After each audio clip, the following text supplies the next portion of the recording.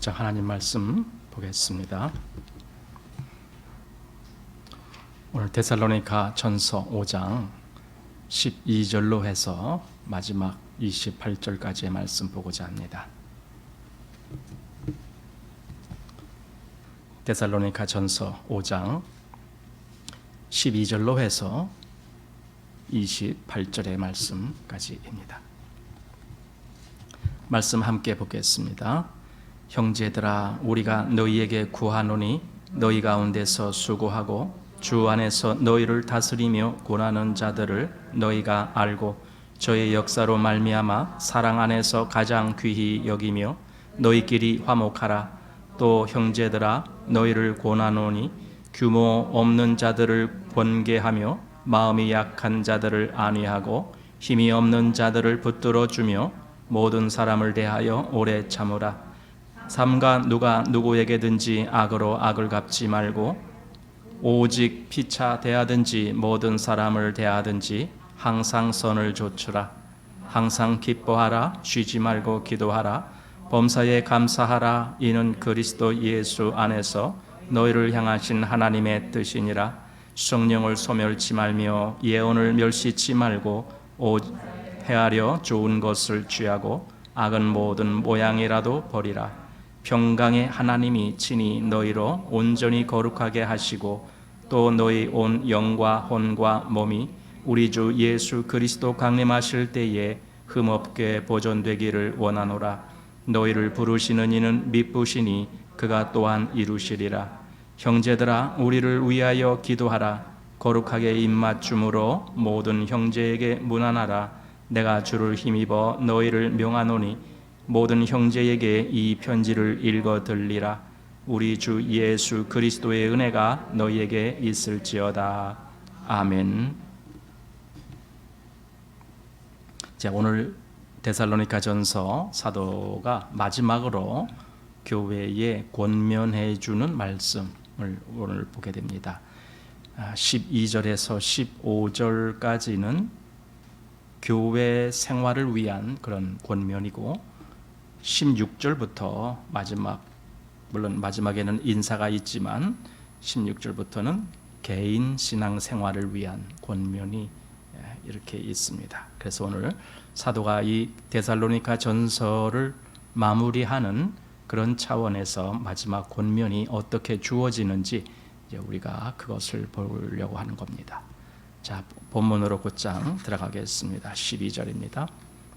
형제들아, 우리가 너희에게 구하노니 너희 가운데서 수고하고 주 안에서 너희를 다스리며 권하는 자들을 너희가 알고 저의 역사로 말미암아 사랑 안에서 가장 귀히 여기며 너희끼리 화목하라. 교회에 이제 공동 생활을 할 때에 여기 보니까 교회 내에서 수고하고 다스리고 권하는 자들에 대해서 성도들이 어떤 자세로 그들을 보아야 되는가라는 그런 생각을 해야 됩니다. 사실 수고하고 다스리고 권하는 이 세 가지를 다 충족하는 사람은 교회 내에서는 교회 인도자겠죠. 인도자들이라고 하는 것이 맞습니다. 왜냐하면 초대교회 교회에는 그 특징이 교회의 인도자가 한 사람으로 되어 있질 않아요. 초대교회 때는 몇몇 여러 사람들이 이렇게 공동으로 교회를 인도하고 그랬습니다. 그래서 인도자들 이렇게 하는 것이 옳습니다. 그러나 이제 지금은 교회가 많은 어떤 그 형식적인 면에서 변천이 되어 왔고 지금은 교회마다 대부분 목회자가 책임을 지고 있는 거죠. 그래서 지금으로 본다라면 또 목회자 이렇게 말할 수 있습니다. 그래서 그런 이들을 어떻게 볼 것인가라고 하는 걸 지금 데살로니가 성도들한테 말씀을 해주는 겁니다.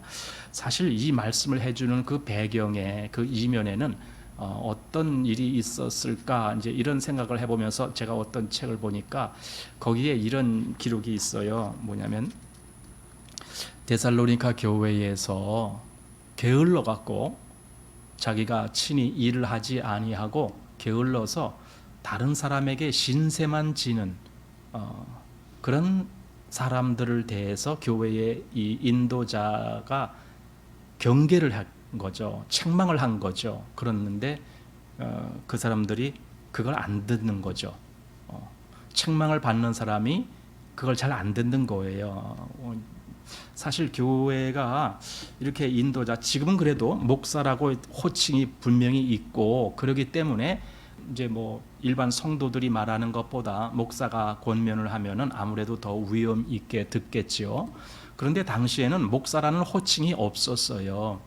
그냥 신앙적으로 앞선 몇몇 사람들이 교회를 인도하고 또 성도들을 살피고 이렇게 했습니다. 그러다 보니까 그들이 이렇게 뭔가 교회에서 신앙이 잘못된 사람들을 권면한다 할 때에 때로는 그걸 잘 받아들이기도 하겠지만 또 어떤 사람들은 그것에 대해서 반발하는 거예요. 이제 그게 무슨 말이냐면 당신이나 나나 뭐 똑같이 그리스도인인데 왜 당신이 날 보고 이래라 저래라 하느냐. 이제 이렇게 뭔가 반감으로 받을 수도 있는 거죠. 아마 그런 배경이 있지 않을까라고 어떤 책에서 그렇게 기록을 해놨더라고요.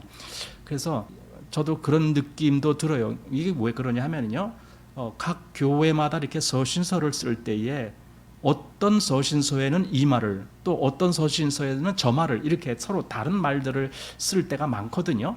공통적으로 쓰는 것도 있지만 이렇게 그 교회마다 특색 있는 그런 것에 맞추어서 기록한 서신서들이 있다고요. 그런데 여기 데살로니가 교회에 하필 요 내용이 있는 걸로 봐서 데살로니가 교회가 참 모범적이고 신앙적으로 굉장히 바른 교회였지만 그래도 그 교회에 이렇게 뭔가 좀 고쳐야 될 부분들이 있었을 것이다 라고 생각하게 되는 거죠. 그래서 뭔가 교회를 인도하는 이들이 있는데 그들이 다른 성도들을 권면하고 인도할 때에 잘 순종하고 그 인도하는 자들을 존중하며 공경하는 마음으로 그렇게 순종하라. 아마 그런 의미로 이 말씀을 기록하지 않았을까 그렇게 생각됩니다. 그래서 13절도 보면은 저희 역사로 말미암아 사랑 안에서 가장 귀히 여기며 이런 말씀이죠. 귀히 여긴다란 말은 존중하고 그 말을 헛되이 듣지 않고 이제 이런 것들이 다 포함되어 있죠. 이것이 귀히 여기는 거예요. 그러니까 그 앞에는 먼저 그러한 자들을 너희가 알고 이게 안다라는 거죠. 알아야 되죠. 이 안다라는 개념 속에는 이해한다 이런 의미가 같이 포함되어 있죠. 그들이 그렇게 말을 하고 하는 그들의 그 입장을 알아주는 거죠. 아, 저들이 교회를 인도하면서 이러이러한 입장에서 이렇게 말을 하는구나 하고 그걸 알아주는 거죠. 그래서 그걸 또 존중하고 하는 그런 의미로 보아야 된다라고 그렇게 생각이 됩니다. 그래서 그럼 왜 그렇게 교회에 인도하는 자들을 존중해 주어야 되느냐? 그냥 교회가 아까도 말했듯이 당신도 성도고 나도 성도야. 그냥 이런 차원으로 하면은 교회에서 누가 어떻게 권면을 해도 그것을 귀담아 듣질 아니하고 이런다라면은 과연 그 교회가 옳게 유지가 될까라는 거죠. 근데 사실 교회에 여러 직분을 하나님이 두셨는데 그 직분을 통해서 하나님이 하시는 일이 있거든요. 교회의 인도자들에게 주신 직분이 있죠. 여기서 조금 아까 우리가 읽어본 대로 수고하고 또 주 안에서 너희를 다스리며 권하는 자들, 이런 일을 하는 거죠. 이런 일을 하는, 다스리고 권하고 이런 일을 하는 자들, 그 직분 맡은 자들에게 그 일을 하게끔 하는 거죠. 사실 가르친다라는 말 속에는 말씀을 가르친다라는 말을 포함하고 있는 말이죠. 어떤 개개인의 행동 이런 것도 있을 수 있지만 제일 중요한 것은 말씀을 가르치는 거죠. 그래서 그런 일을 하는 사람들에게 하나님이 그렇게 그들을 통해서 역사하시는 거죠. 왜냐하면 그 직분을 맡기신 분이 하나님이시기 때문에 하나님은 예를 들어 보통 우리 그리스도인들이 하는 생각 중에 모든 사람이 다 똑같이 하나님으로부터 직접 다 가르침을 받는다 이렇게 생각하려고 그래요. 그러면은 사실 교회에서 가르칠 필요가 없겠죠. 모든 사람이 다 똑같이 그렇게 받는다라면, 그런데 실상은 그렇지 않는 거예요. 교회에는 항상 가르치는 자가 있다라고 성경은 말을 해주거든요. 그래서 갈라디아서 6장 6절 같은 데 보면은요, 가르침을 받는 자는 말씀을 가르치는 자와 모든 좋은 것을 함께 하라, 이런 말씀이 있거든요. 또 디모데전서 5장 17절 말씀을 보면은요, 잘 다스리는 장로를 배나 존경할 자로 알되 말씀과 가르침에 수고하는 이들을 더할 것이니라, 이렇게 말씀했어요. 이런 말씀들로 볼 때에 교회에는 가르치는 직분이 주어졌다라는 것이고, 그리고 일반 성도들은 그 가르침의 그 위치에 있는 그들을 존중하고 존경해야 될 필요가 있다라는 거죠. 왜냐하면 하나님이 이제 그렇게 역사하시기 때문에 그래요. 그게 무슨 말이냐면은, 하나님이 가르치는 직분을 교회에 두셨으면은 가르치는 일이 그들을 통해서 나타나게 하는 거예요. 교회에 가르치는 자를 통해서, 그 입을 통해서, 그가 말씀을 증거함을 통해서 실제로 하나님이 성도들에게 가르치기를 원하시는 일들을 그렇게 말씀하게 만드신다라는 거죠. 이것이 하나님이 교회에 직분을 두신 의미거든요. 그런데 그 말씀을 만약에 내가 듣질 아니한다면 나는 하나님이 나를 가르치시는 그것을 내가 멸시하는 거나 마찬가지가 되는 거거든요. 그래서 이렇게 가르치는 사람들에 대해서 존중해주고 그걸 순종할 줄도 알고 그래야 돼요.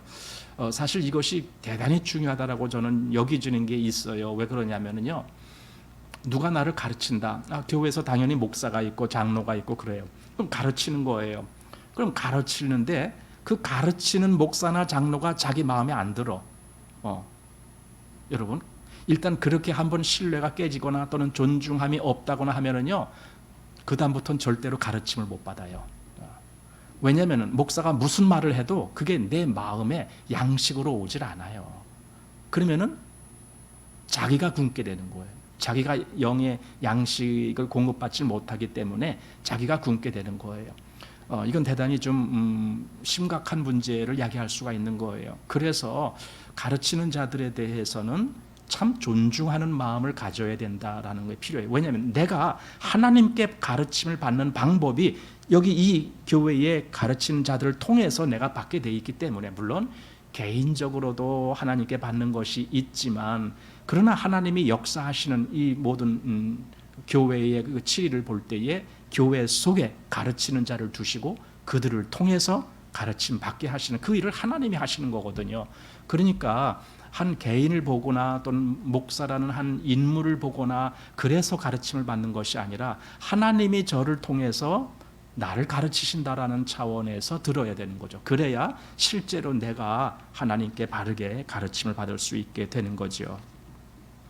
자, 그렇다면 그럼 가르치는 자는, 그럼 뭐 그 가르치는 자만 좋겠네요. 가르치는 자는 가르치고 남들 보고는 다 내 말 들으시오. 만약에 그렇게 한다면 가르치는 자만 맨날 잘났다라고 떠들게요. 누가 이렇게 얘기할지 몰라요. 그래서 성경은요, 가르치는 자들이 또 어때야 되는지 그런 것도 말씀해 놨어요.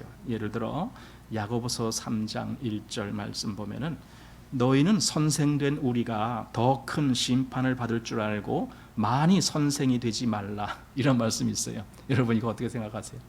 누구를 가르친다는 사람에게는요, 책임이 더 커요. 하나님 앞에서. 그러니까 가르치는 자가 그냥 남들 가르치고 자기는 그냥 자기 마음대로 한다, 여러분 이렇게 생각할 수가 없는 거예요. 만약에 그렇게 엉터리로 하는 가르치는 자가 있다면 하나님이 그 사람을 심판 안 하겠습니까? 더 큰 심판이 있다라고 했는데. 그러니까 가르치는 사람은 또 이렇게 하나님 앞에서 아주 두려운 마음으로 그 일을 감당을 해야 되는 거거든요. 그러니까 성도들은 마땅히 가르치는 자를 존중해 줘야 된다라는 그런 마음을 품어야 된다는 거죠. 자, 여기 다시 본문을 보면은, 형제들아 우리가 너희에게 구하노니 너희 가운데서 수고하고 주 안에서 너희를 다스리며 권하는 자들을 너희가 알고, 이렇게 돼 있어요. 그걸 알아주라는 거예요. 그걸 알아야 된다는 거예요. 저들이 지금 왜 저렇게 하는지를 알아줘야 된다는 거죠. 그리고 저희 역사로 말미암아 사랑 안에서 가장 귀히 여기며, 이거죠. 귀하게 여길 줄 알아야 되는 거죠. 그래야 그를 통한 말씀이 나에게 들어오는 거죠. 사실 그런 것들이 잘 안 돼요, 교회 내에서. 그리고 그런 것들이 얼마나 엉터리로 되어 있는지도 우리는 잘 알고 있습니다. 어떤 교회들 이렇게 얘기를 들어보면요, 정말 그런 것들이 아니에요. 교회에 목회자를 세우는데 교회에서 회의를 해갖고 우리 목회자를 어디서 뭐 청빙합니다. 그래서 뭐 초대해갖고 그 사람을 우리 목회자로 세웁니다. 뭐 이렇게 하면서 하는데, 뭐 그건 다 좋아요. 어차피 처음에 목회자가 없으면은 외부에서 누구를 청빙하거나 할 때는 뭐 그렇게 교회가 할 수밖에 없죠, 결정하는 거. 그런데 그 일을 할 때에 하나님이 함께 하신다라는 생각을 빼먹으면 안 되는 거죠. 그러니까 어느 목사를 우리 담임으로 청빙한다 했을 때에 자기들이 그 일을 했으니까 나중에 자기들 마음대로 또 결정을 해서 저 목사는 우리가 기대했던 것만큼 우리를 잘 가르치지 않아. 그러니까 1년만 하고 이제 그만하시오. 또 나가라. 그리고 또 새로운 목사 청빙하고 막 이런 교회들이 있거든요. 그들은 교회 속에서 되어지는 일이 사람의 결정으로 되어지는 걸로 생각하는 거예요. 그렇지 않아요. 비록 사람이 그 일을 한다 할지라도, 여러분 그 구약에 보면은 성막을 누가 세웁니까? 사람들이 하잖아요.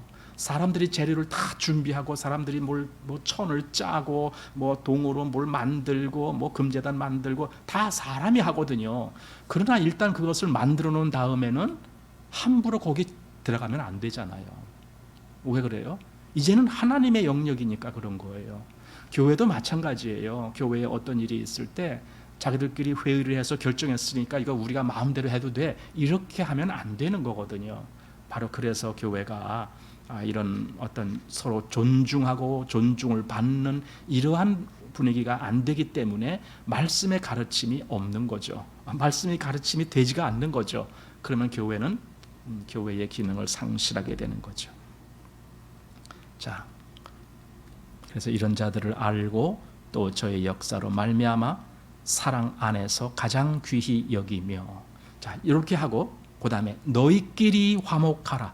교회 속에 화목이라는 말씀이 이제 주어지고 있습니다. 교회는 화목하는 조직이에요.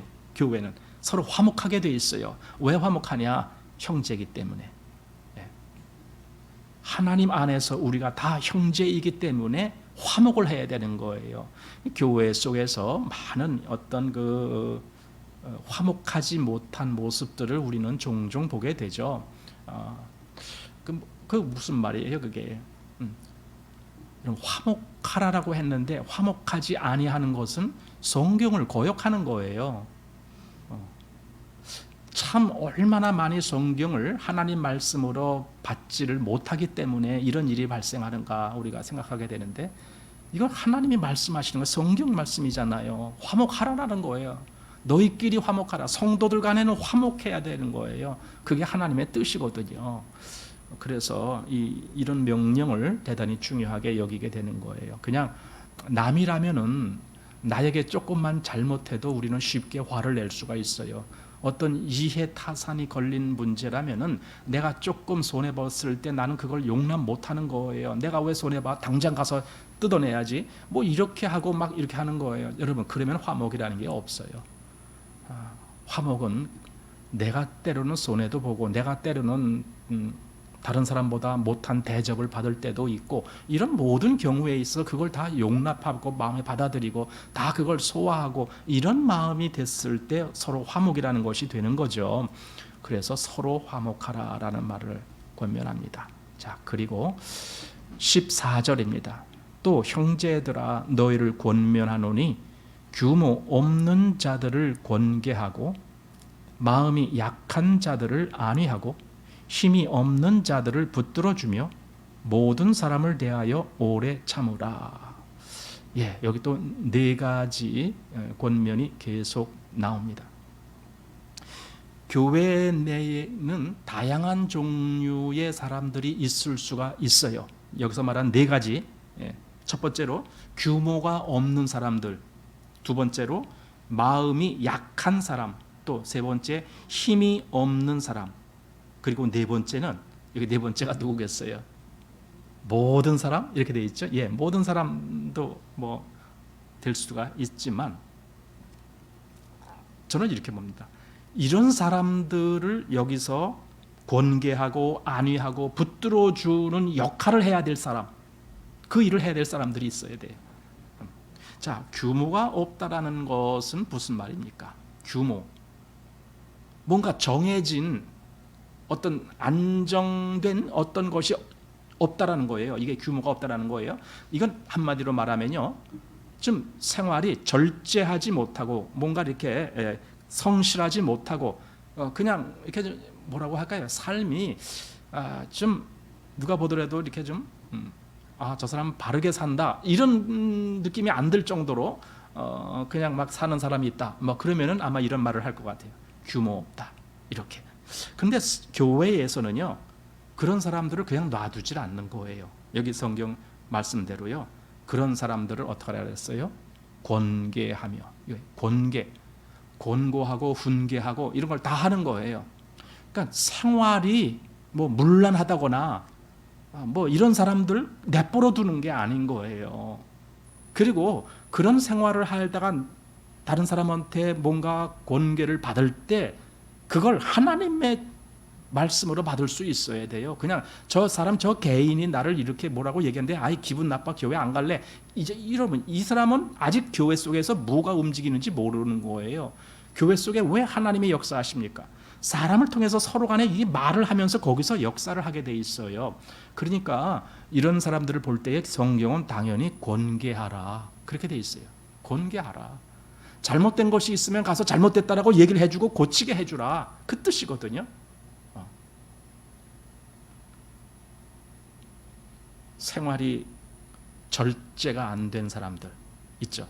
그래서 사실 이 말을 하는 의도는 아까 제가 처음에 말한 의도와 비슷한 의도예요. 뭐냐면 교회 속에 이런 사람들이 있었을 것이다 하고, 이제 여기 성경에 기록은 안 돼 있지만 이런 사람이 있었을 것이다 하고 그걸 배경으로 해서 여기 지금 아까 12절, 13절 그 인도하는 자들에 대해서 어떤 자세를 가져야 되느냐, 이제 이 말씀을 해줬다라고 돼 있잖아요. 그런데 이제 정말 그런지 고린도 후서를 한번 가볼게요.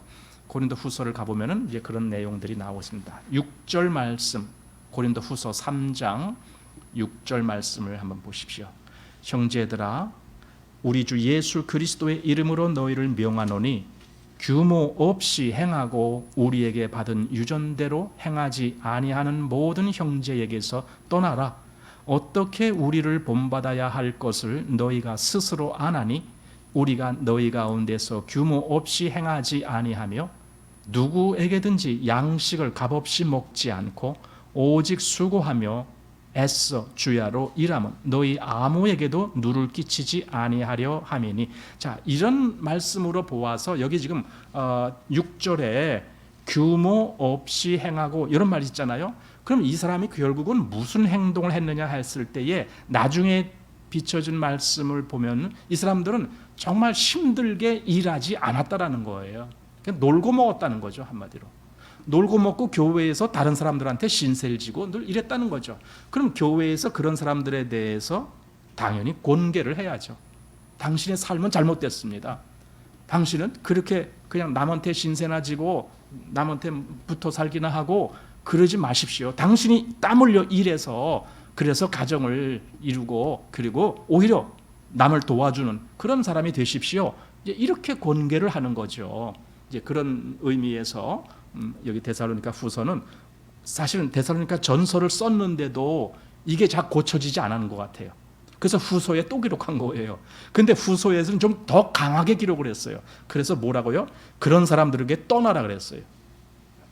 그 한마디로 무슨 말이에요? 저 사람들은 제대로 된 권면을 해줘도 듣질 아니하는 사람이다. 그러니 그 사람들하고는 더 이상 교제하지 말아라, 이런 뜻이거든요. 그게 지금 데살로니가 후서의 말씀이에요. 그러니까 데살로니가 후서는 전서보다 한 몇 달, 한 서너 달 뒤에 이제 보낸 거라고 보통 알고 있는데, 이렇게 더 강한 말로 한 걸로 봐서 전서를 써줬는데도 그들은 고쳐지지 않았다. 그러니까 후서에 또 기록하면서 아주 담대하게 더 강하게 그들을 말하고 있는 거죠. 자, 그래서 여기 규모 없는 자들, 여기 본문으로 다시 와 봅니다. 규모 없는 자들을 권계하며, 그 다음에 마음이 약한 자들을 안위하고, 힘이 없는 자들을 붙들어주며. 자, 여기 마음이 약한 자가 있고 힘이 없는 자가 있습니다. 이건 좀 다릅니다. 마음이 약하다라는 것은요, 이렇게도 말할 수 있어요. 믿음이 약한 사람. 그래서 마음에 많은 그 염려 또는 걱정, 두려움, 늘 이런 것이 있는 사람. 믿음 안에서 뭔가 담대하게 일어나지를 못하고 두려운 것이 많은 거예요. 그렇다고 그가 그리스도를 믿지 아니하는가? 아니에요. 믿긴 믿어요. 그럼에도 불구하고 마음이 연약하기 때문에 담대하게 승리의 길을 가지 못하는 이런 사람들에 대해서는 어떻게 해야 되는가? 안위한다. 안위한다. 그런 사람들의 마음이 정말 힘을 얻을 수 있도록 하나님의 말씀으로 가서 권계를 해주고 또 위로를 해주고 뭔가 이렇게 잘 도움을 주고 뭐 이렇게 해서 그들의 믿음이 더 담대해지고 굳건해질 수 있도록 그렇게 해줘라 라는 거죠. 그 다음에 여기 힘이 없는 자들은 이것은 여러 가지 원인에 의해서, 외부적인 원인에 의해서, 예를 들어 환경적인 여건 또는 어떤 신체적인 여건 뭐 여러 가지를 통해서 그가 사실은 아주 힘든 상황이라든가 여러 가지 연약한 상황에 있을 때 그런 사람들은 어떻게 해주라고요? 붙들어주라, 도와주라라는 거예요. 가서 예를 들어 아까 앞에서 규모 없는 자들, 그런 자들이 아니고 정말 열심히 살고 힘있게 사는데도 그래도 삶이 힘든 사람들이 있거든요. 그럼 도와주라는 거예요.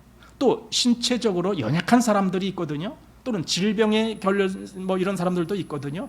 예, 그런 사람들도 힘을 얻을 수 있도록 가서 힘있게 붙들어줘라, 이런 거죠. 그래, 그것이 지금 교회에서 되어져가는 일입니다. 자, 그리고 네 번째, 모든 사람을 대하여 오래 참으라. 이제 마지막에 그렇게 말했습니다. 모든 사람을 대하여 오래 참으라. 참는다라는 것은 참 이게 쉽지는 않은 것 같아요. 참는다. 내가 어떤 상황에 됐을 때 그걸 참을 수 있다라면, 참는다라는 것은요, 내가 거기에 즉시 어떤 내 감정적인 면으로 대응하지 않는다라는 것이고 기다려준다라는 뜻이 돼요. 참는다라는 것은 지금 뭔가 좀 어떤 약간의 불만족스러운 어떤 일이 벌어졌는데도 때로는 그걸 기다려주는 거예요.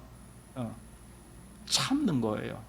가정이나 교회나 우리는 이제 이런 것들이 있어야 되잖아요. 때로는 참아주는 거예요. 다른 사람들에 대해서 참아주는 거죠.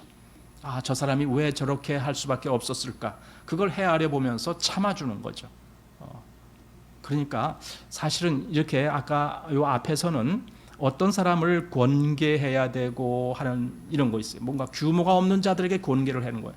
그런데 때로는 규모가 없는 자가 아니라 뭔가 다른 이유 때문에 사실은 다른 사람 보기에는 조금 잘못된 행동이 나온다든가 이런 것이 있을 수 있어요. 하지만 그가 의도적으로 뭐 괜히 여기 규모 없는 자들처럼 그냥 놀고 먹으려고 그런 게 아니라 어떤 사정이 있기 때문에 때때로는 그렇게 쉽게 신앙의 길을 걷질 못하는 그런 사람들이 있을 수 있거든요. 그럼 기다려주라는 거예요. 참아주라는 거예요. 그런 사람들에 대해서 그가 바르게 돌이켜지고 일어날 그때까지 기다려주라 이러는 거예요. 그래서 로마서 14장 1절 말씀에 보면은 이렇게 돼 있어요. 믿음이 연약한 자를 너희가 받되 그 의심하는 바를 비판하지 말라, 이렇게 되어 있습니다. 믿음이 연약한 사람들은요, 의심하는 게 많아요. 많아요. 그걸 비판하지 말라라는 거예요. 왜? 그 믿음이 약하기 때문에 그런 거니까. 믿음이 약하기 때문에 그런 거니까. 그래서 그런 사람들은 아까 여기 어떻게 하라고요? 마음이 약한 자들을 안위하고 마음이 힘있게 되게 하기 위해서 그걸 도와주라라는 거죠. 또 로마서 15장 1절에는요, 우리 강한 자가 마땅히 연약한 자의 약점을 담당하고 이런 말도 있습니다. 연약한 자의 약점을 담당해 주라는 거예요. 그냥 연약하다라고 그냥 이렇게 당신은 뭐 나랑 교제할 수도 없어 뭐 이렇게 그냥 내치지 말고 연약한 자도 담당할, 내가 담당하고 내가 책임지는 것 같은 마음으로 그렇게 해달라라는 겁니다. 자, 여기서 이제 하나 알아야 될 것이 있습니다. 여기서 말한 뭐 마음이 약한 자들, 여러분 마음이 약하다라는 것과 마음이 강팍하다라는 것하고는 다른 거예요. 이걸 구별을 해야 됩니다. 마음이 약하다라는 것은 그의 의도는 선한 의도를 갖고 있어요.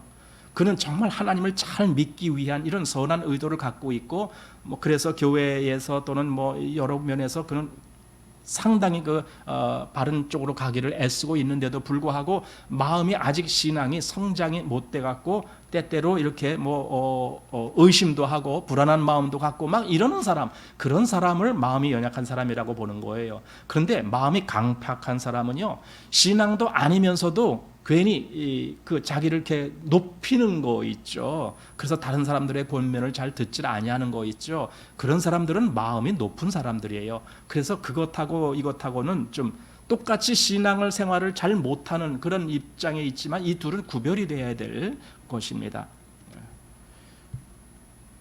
그래서 연약한 자들이라고 말할 때 그것은 믿음이 담대하게 성장하지 못했기 때문에 많은 어떤 그 평안함과 또 담대함을 누리지 못하고 있는 상태. 그럴 때 그런 사람들을 안위해줘라. 그런 사람들을 정말 마음의 담대함을 가질 수 있도록 그렇게 격려해주고 인도해줘라 라는 인도의 말씀입니다.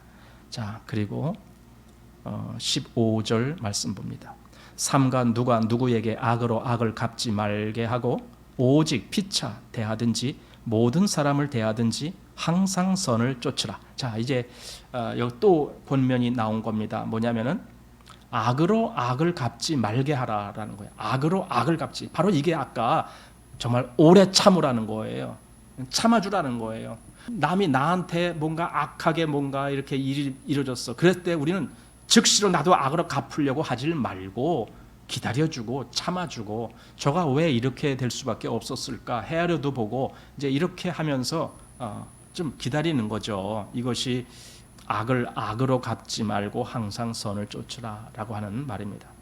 비슷한 말로 로마서 12장에 보면은 12장 21절에 악에게 지지 말고 선으로 악을 이기라, 이런 말씀이 있어요. 악에게 지는 건 아니에요. 그렇지만은 그렇다고 해서 나도 똑같이 저가 한 대로 갚아주겠다, 여러분 그건 악으로 악을 갚는 거잖아요. 저가 나한테 해를 끼친 것만큼 나도 저한테 그렇게 하겠다. 저가 나한테 주먹으로 한 대 때렸으니까 나도 주먹으로 한 대 때릴 것이다. 이게 뭐예요? 이건 똑같이 갚겠다는 거 아닙니까? 그러나 그리스도인은 그렇지 않아요. 똑같이 악을 악으로 갚는 게 아니에요. 선으로 이기는, 선으로. 이런 교훈이 우리 속에 정말 능력 있게 나타날 때 힘있겠죠. 또 마태복음 5장 예수님의 그 산상 설교에서도 너희 원수를 사랑하며 너희를 핍박하는 자를 위하여 기도하라, 이런 말씀이 있거든요. 원수는 나에게 해코지라는 사람이에요. 그런데 원수를 사랑하며 이렇게 돼 있거든요. 자, 그래서 지금 여기 이렇게 해서 뭔가 공통적인 그런 교훈, 권면, 그것을 해주고 있습니다. 그리고 이제 16절부터는 개인적으로 적용해야 될 권면, 그것을 해주고 있습니다. 그런데 아주 말씀 한 절 한 절이 아주 이렇게 딱딱 떨어지게 그렇게 기록이 되어 있습니다. 자, 16절 보십시오. 항상 기뻐하라. 예, 얼마나 경쾌하고 또 명확한 말씀입니까? 항상 기뻐하라. 예. 그리고 그 다음 17절에 쉬지 말고 기도하라. 그리고 18절에 범사에 감사하라.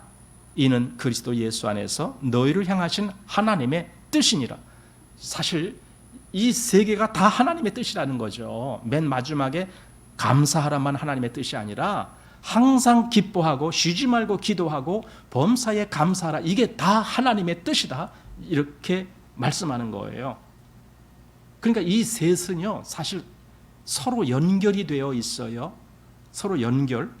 그래서 그 연결의 중심이 뭐냐면요, 항상 기도하라예요. 항상 기도하라라는 말, 여러분 기도를 어떻게 항상 해? 그 항상 할 수가 있는 건가? 못하지? 이제 이렇게 말하면 안 돼요. 여기서 기도라는 내용은 물론 우리가 때때로 엎드려서 하는 기도도 있지만 기도라는 영역은 넓어요. 넓어. 그래서 우리가 우리 마음에서 하나님과의 어떤 연결이 계속 이렇게 살아 움직이는 걸 다 기도라고 얘기를 해요. 그래서 어떤 분들은 기도는 하나님과 대화하는 거다, 하나님과 교제하는 거다, 이제 이렇게 말씀하는 분도 계셔요.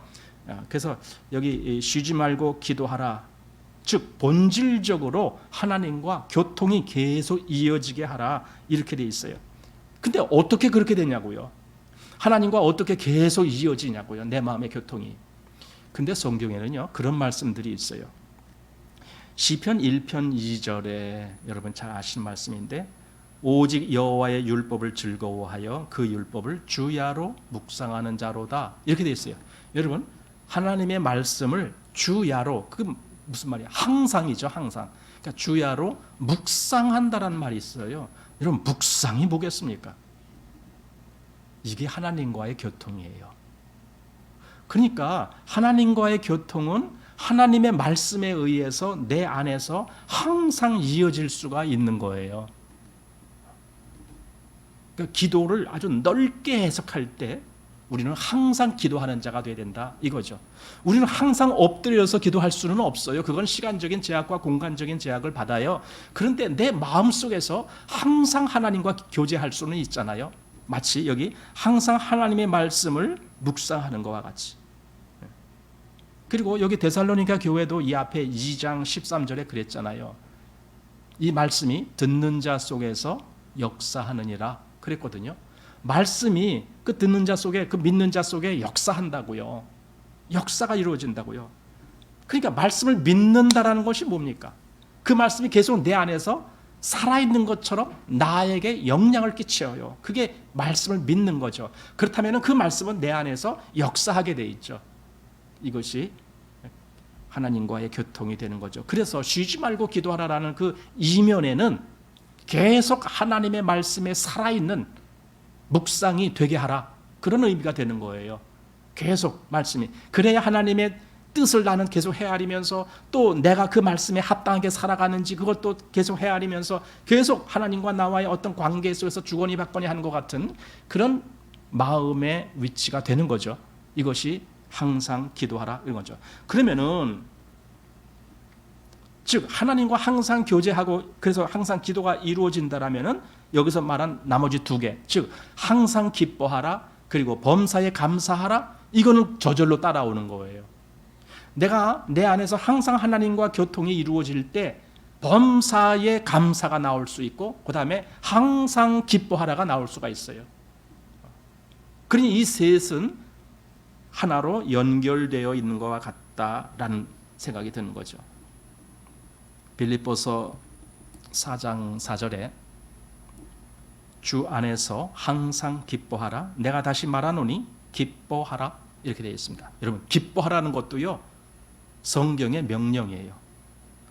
아까 쉬지 말고 기도하라, 그것도 명령이고 범사에 감사하라, 그것도 명령이에요. 그런데 제가 또 어떤 책을 보니까 이런 지적을 해요. 요즘 교회는 쉬지 말고 기도하라, 범사에 감사하라, 이건 잘 가르쳐 준대요. 그런데 항상 기뻐하라, 이건 가르쳐 주지 않는데요. 근데 사실은 이 셋이 똑같이 하나님의 뜻이라고 성경이 말씀하고 있거든요. 그러면 기뻐하라라는 이것도 우리는 하나님의 명령으로 받을 수 있어야 돼요. 아, 하나님은 우리로 하여금 항상 기뻐하라라고 말씀해 주는군요. 여러분, 그런데 내 안에 기뻐할 내용도 없는데 그냥 기뻐할 수 있습니까? 항상 기쁨이 나옵니까? 안 나오죠.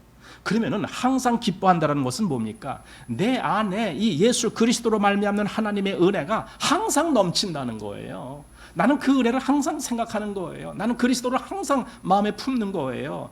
그러니까 항상 기뻐함이 나올 수가 있는 거죠. 아니, 은혜가 없는데 무슨 기쁨이 나와요? 내 안에 은혜가 풍성할 때 기쁨이 나오죠. 그래서 이 겉으로는 이렇게 세 가지, 항상 기뻐하라, 쉬지 말고 기도하라, 범사에 감사하라, 이렇게 했지만은요 사실은 그리스도인의 신앙의 전체를 말씀하는 것과 같다라고 생각이 드는 거예요. 네. 자, 그 다음에 19절 보십시오. 이제 또다시 좀 다른 차원에서 네 가지를 말씀해 주고 있습니다. 자, 보십시오. 성령을 소멸치 말며 예언을 멸시치 말고 범사에 헤아려 좋은 것을 취하고 악은 모든 모양이라도 버리라, 이렇게 되어 있습니다. 요 앞에서 아까 세 가지 뭐 항상 기뻐하라, 쉬지 말고 기도하라, 범사에 감사하라, 이것은 적극적으로 권면하는 거고, 그 다음에 나온 것들은 좀 조심하라 이거죠. 이렇게 되지 않도록 뭔가 경계하고 조심하라. 그래서 성령을 소멸하는, 그렇게 안 하도록 조심하라. 또 예언을 멸시하는 것, 그렇게 안 하도록 조심하라. 그리고 범사에 헤아려서 좋은 것을 취하고, 그 다음에 악은 모든 모양이라도 버려라. 이렇게, 그러니까 뭔가 경계하고 뭔가 정신 차려야 될 일을 여기 지금 네 가지로 말씀을 해주고 있습니다. 자, 첫 번째로 성령을 소멸치 말며, 이렇게 했습니다. 여러분, 성령을 소멸치 말라. 성령을 소멸한다는 것이 뭐겠습니까? 성령을 소멸한다는 말은 우선 이런 거예요. 성령님이 내 안에서 계속 역사하실 수 없게 되는 것, 그게 성령을 소멸하는 거예요. 그러니까 성령의 소멸은 성령의 존재가 없어지는 게 아니라 그리스도인 안에서 성령님이 항상 역사하시는데 그 성령님의 역사가 더 이상 지속할 수가 없는 상태가 되는 것. 그럼 언제 그런 상태가 되는가? 성령은 그리스도인들을 인도하시는 거예요. 그래서 우리 다른 성경 갈라디아서라든가 로마서에서 보면은요, 성령을 따라 행하라, 이런 권면이 계속 나오잖아요. 성령이 너의 마음을 주관하게 하라, 이런 말씀도 나오고, 그러니까 성령께 순종하라, 계속 그래요. 그런데 내가 그걸 듣질 않는 거예요. 내가 성령께 순종하지 아니하는 거예요. 성령을 따라 행하지 아니하는 거예요. 성령이 그럼 뭘 나한테 말하는지 요 다음에 이제 말하겠습니다. 그러니까 내가 성령을 순종하지 아니하면은 그것이 한 번, 두 번 계속 하다 보면은 성령님은 더 이상 나를 인도 안 하시게 돼요.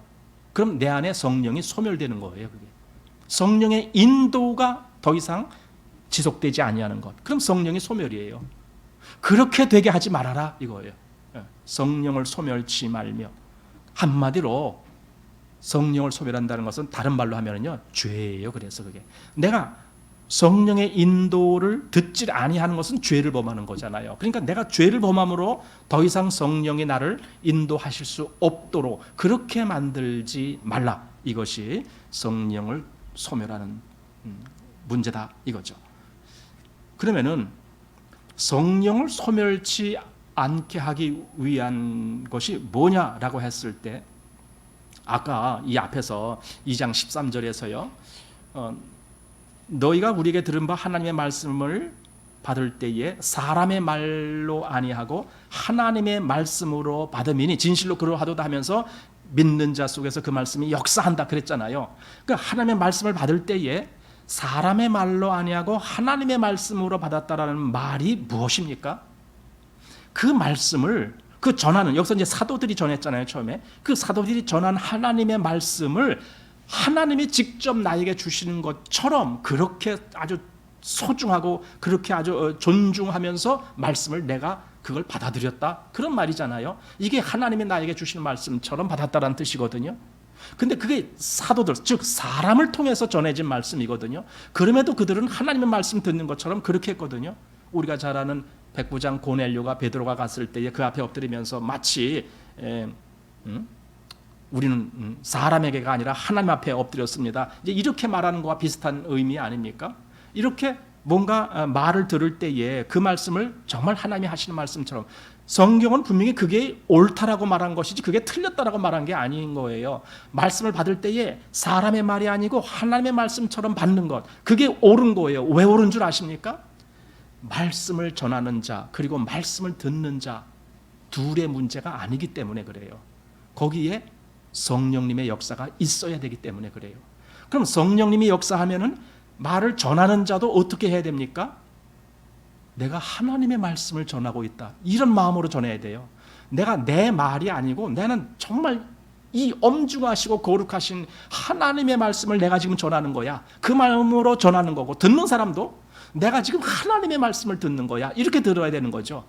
여기에 성령님의 역사가 나오죠. 바로 그런 의미에서 성령을 소멸한다는 개념은 바로 여기에 적용한다라면은 그걸 하나님의 말씀으로 듣지 않는 거죠. 그러면 성령을 소멸하는 거죠.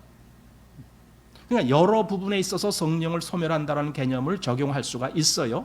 우리의 일상생활에서도 성령을 소멸하는 일이 있을 수가 있어요. 그러나 말씀을 주고받고 할 때에도 성령을 소멸할 수가 있어요. 단지 사람의 말로 들을 때 그건 성령을 소멸하는 거잖아요. 성령을 그냥 없는 것처럼 그렇게 하는 거잖아요. 그래서 여기서 아까 그 앞에서 아까 12절 말씀에서도 왜 거기서 다스리며 권하는 자들을 너희가 알고 이런 말씀을 왜 했는가? 바로 여기에 성령님의 역사가 있기 때문에 그걸 존중할 수 있어야 된다라는 그런 의미가 포함되어 있는 거죠. 자, 계속 봅니다. 성령을 소멸치 말며 예언을 멸시치 말고. 자, 이제 예언이라는 말이 나왔습니다. 성경에서 예언이라는 것은 좀 독특합니다. 일반적으로 세상에서 예언자들이 미래의 일에 미래 내년에 무슨 일이 생길 겁니다. 김정은은 언제 죽을 겁니다. 이런 예언을 한다고 그래요. 성경의 예언은 그런 예언이 아니에요.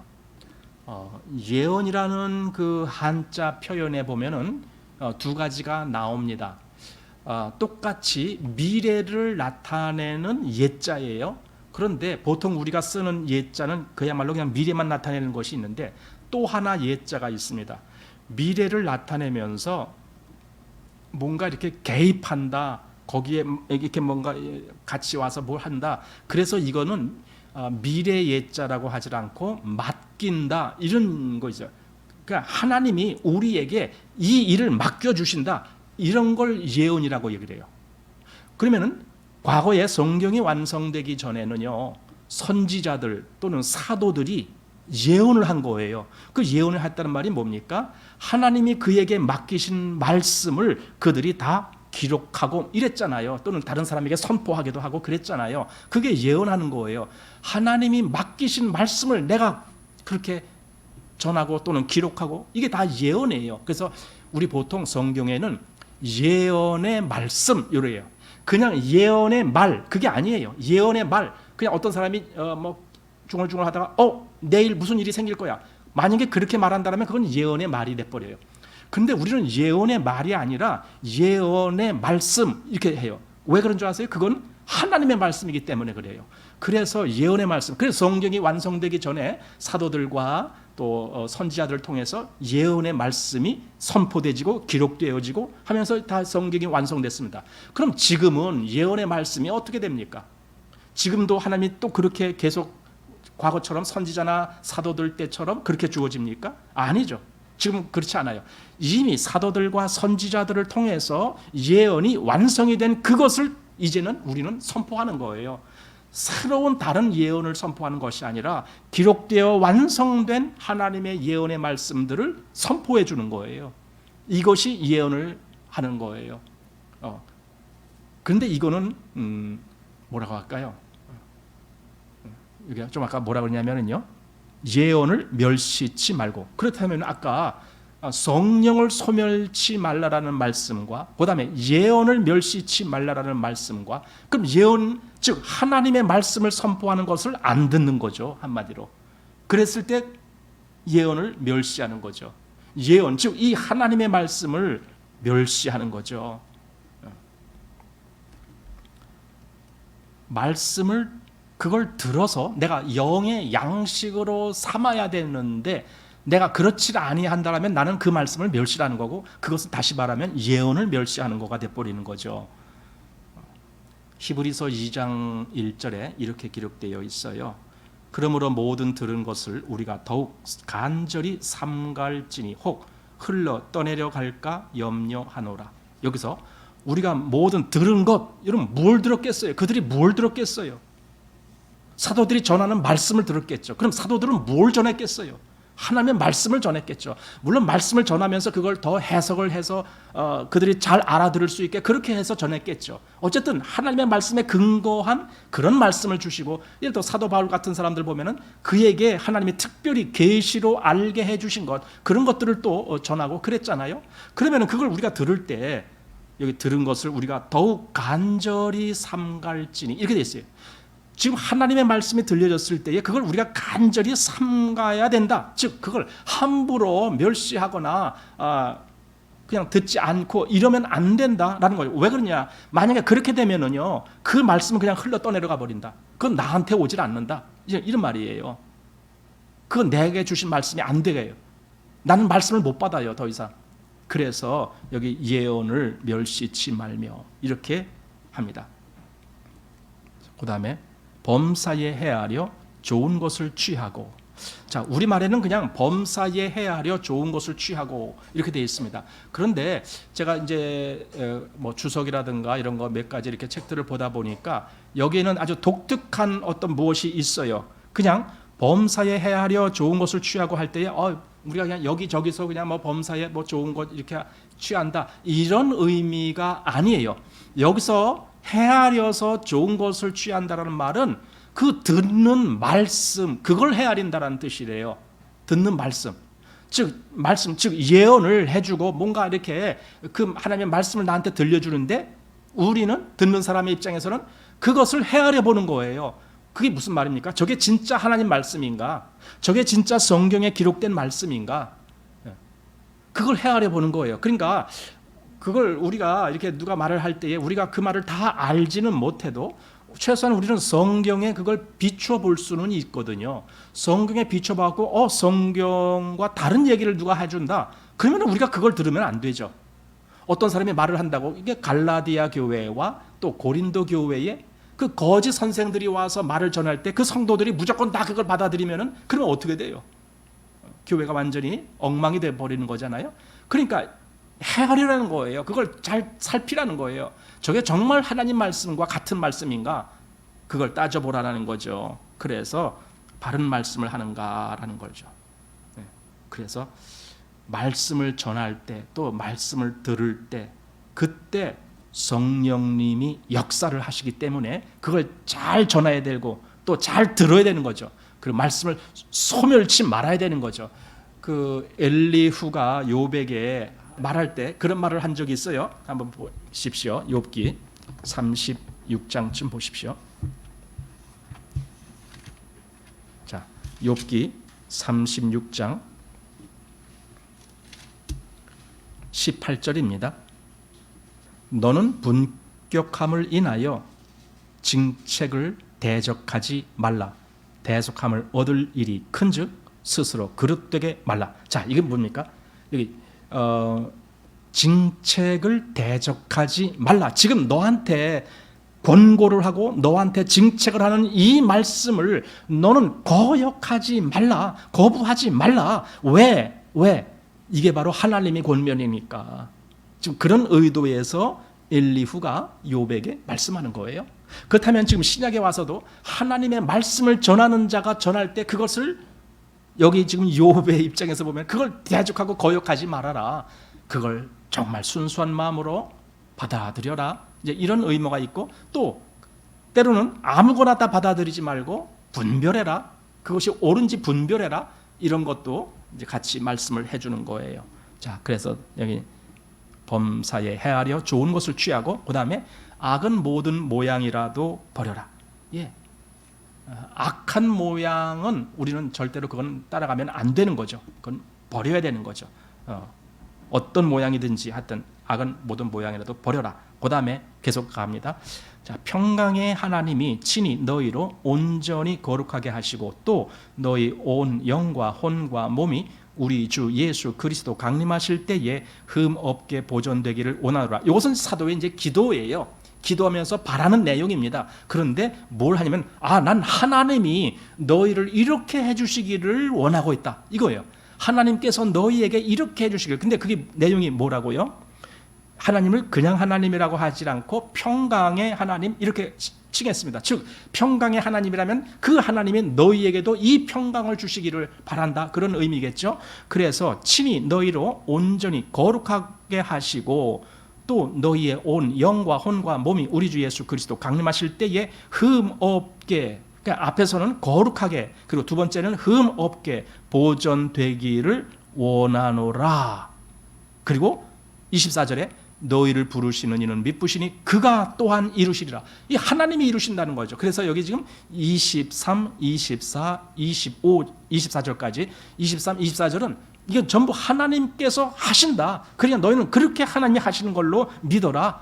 이렇게 지금 하시는 말씀이에요. 영혼 육, 사도가 말할 때에도 제일 먼저 영을 말하고 그 다음에 혼을 말하고 그 다음에 육을 말합니다. 이것이 사실은 하나님의 순서입니다. 그런데 사람은 이 순서를 거꾸로 바꿔놨습니다. 육이 제일 먼저고 그 다음에 혼이고 그 다음에 영, 이렇게 돼버렸습니다. 그래서 사람이 사는 것이 첫째 목적은 육의 욕구를 채우기 위한 목적. 육의 욕구는 뭡니까? 무엇을 먹을까, 마실까, 입을까도 있고, 그러니까 이게 뭐야? 먹음직도 하고죠, 그게. 그 다음에 안목의 정욕, 육신의 정욕, 안목의 정욕, 이생의 자랑, 이런 거. 계속 그런 것을 하는 거. 이게 육을 위한 거예요. 그래서 육이 첫째고, 그 다음에 혼, 그 다음에 영. 그러니까 영이 주관적으로 역사를 못해요. 이것이 바로 사람의 입장이에요. 그러나 하나님은 제대로 그 거꾸로 된 인간을 제대로 다시 만들어서 영이 첫 번째 나오게 만들어요. 영이 첫 번째로 움직여야 돼. 그 다음에 혼, 그리고 그 다음에 몸. 몸은 그래서 혼과 영에게 복종하는 거, 혼은 영에게 복종하는 거고, 이렇게 돼야 정상이 되는 거죠. 자, 계속 보겠습니다. 결국 이 모든 일을 그가 또한 이루시리라 하면서 하나님께서 이것을 이루신다. 하나님이 이루신다. 우리 보고 그걸 너희가 다 이렇게 해라 이렇게 말씀하신 것이 아니라 하나님이 그렇게 이루신다. 빌립보서에 보면은요, 너희 안에서 착한 일을 시작하신 이가 끝날까지 이루실 줄 우리가 확신하노라 이렇게 말씀하잖아요. 그가 끝날까지 너희를 그렇게 하실 거야. 이렇게 여기서도 영, 혼, 몸이 그 흠 없게 보존되는 그 일도 하나님이 하실 거야. 그러니 너는 그 하나님을 신실하게 믿어라, 이 말씀입니다. 자, 25절입니다. 형제들아 우리를 위하여 기도하라. 이제 기도 요청을 또 합니다. 우리를 위해서 기도하라. 그 다음에 거룩하게 입맞춤으로 모든 형제에게 문안하라. 형제들끼리도 서로 이렇게 문안하는 마음을 갖고 있으라. 아까 그 앞에서도 그랬잖아요. 너희끼리 서로 화목하라 이렇게 말했잖아요. 그렇게 여기서도 또 문안하라. 그 다음에 내가 주를 힘입어 너희를 명하노니 모든 형제에게 이 편지를 읽어드리라. 왜 이렇게 말씀했냐면요, 당시 데살로니가 교회가 한 장소에 다 모인 건 아닙니다. 데살로니가 지역이 꽤 넓어요. 그렇기 때문에 군데 이렇게 모임이 있을 겁니다. 그래서 한 장소에서만 이것을 읽고 끝내는 것이 아니라 그 데살로니가 지역에 거기 가서도 읽어드리고 또 저기 가서도 읽어드리고 해서 그 지역의 그 성도들이 다 이 말씀을 같이 다 들을 수 있도록 그렇게 해라 이거죠. 내가 주를 힘입어 너희를 명하노니 모든 형제에게 이 편지를 읽어 들리라. 그리고 이제 마지막으로 우리 주 예수 그리스도의 은혜가 너희에게 있을지어다 하면서 이제 서신을 마무리합니다. 전체적으로 보면은 이 데살로니가 교회를 사도는 굉장히 뭔가 이렇게 신임을 하고 있고 그들이 신앙생활을 잘 하고 있다라는 것을 감사하고 있고 그것 때문에 마음의 위로를 받고 이제 이렇게 했다라는 내용들을 여기 쭉 기록하면서 그리고 그들의 그 믿음의 소식이 그 마게도냐뿐만 아니라 이 아가야까지 온 세상에 다 전파됐다 이렇게 하면서 그들은 참 좋은 어떤 믿음의 그 선례를 남긴 교회들이다 이런 이야기를 해줍니다. 그래서 비록 거기에 여기 아까 말한 대로 무슨 뭡니까 뭐 하는 사람들 게을러서 막 일도 안 하고 하는 사람들 있었다 그랬죠 아까. 하여튼 그런 사람들이 조금 있긴 있었지만은 그러나 무가 아까 없다 그랬어요. 그런 사람 규모가 없는 사람들, 그런 사람들도 있긴 있었어요. 아니 어느 교회는 그런 사람 없겠습니까? 그렇지만은 우리 교회 속에 이런 사람 있다. 이제 그런 것이 크게 영향이 주는 것이 아니라 교회 지금 전체가 어떻게 가고 있느냐 이게 굉장히 중요한 거거든요. 교회 전체에 그 성도들의 마음이 어땠고 또 그 교회가 지금 어떻게 앞으로 나가고 있느냐, 어떤 믿음을 향해 가고 있느냐, 이런 여러 가지가 중요한 거거든요. 그랬을 때에 그 안에 서로 약간씩 좀 부족하고 뭔가 좀 잘못된 사람들이 있으면 그 사람들을 잘 권계를 해서 다시 또 바른 길로 오도록 하고 이렇게 하고 나가는 거죠. 그렇게 해서 교회가 서로가 서로를 신뢰를 해주고 형제들끼리 서로 화평하고 서로 위로를 하고 이러면서 한 형제임을 계속 상기시키면서 그래서 교회가 점점 더 그리스도의 그 오실 때까지 영과 혼과 몸이 흠없게 보존된 상태로 그날까지 될 수 있는 그런 것을 지금 사도가 말하는 겁니다. 결국은 데살로니가 교회뿐 아니라 우리에게도 동일하게 이러한 가르침이 필요하고 또 우리도 그걸 가르침으로 받고 하는 겁니다. 그래서 오늘 이렇게 전설을 마치고 다음에 이제 후소를 하겠지만은 데살로니가 교회를 한번 그렇게 생각하면서 참 아름다운 교회였다. 그리고 사도로 하여금 많은 그 위로를 받게 해준 그런 교회였다. 사도가 겪는 한 어려움 속에서도 이렇게 교회가 든든하게 믿음 안에서 서간다. 이런 소식을 들었을 때에 얼마나 기뻤겠습니까? 그래서 사도가 기뻐했던 그런 교회였다라는 걸 생각하면서 우리도 이런 것들을 정말 닮아가는 거예요. 배워가는 거죠. 우리도 그런 믿음 가진 교회가 되기를 원합니다 하면서 우리의 마음속에 이런 기도들이 늘 나올 수 있는 그런 것이 됐으면 좋겠습니다. 자, 이렇게 해서 데살로니가 전서 마치겠습니다.